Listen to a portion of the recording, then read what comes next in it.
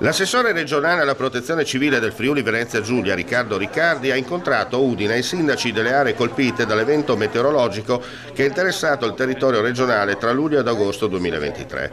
Nel corso dell'incontro è stato ricordato che la Regione è intervenuta fin dalle prime fasi dell'emergenza, dichiarando lo stato di emergenza regionale e anticipando risorse proprie per il ristoro dei danni. Complessivamente sono stati stanziati 150 milioni di euro con l'attivazione delle procedure contributive che hanno portato alla presentazione di oltre 29.000 istanze da parte di privati e imprese.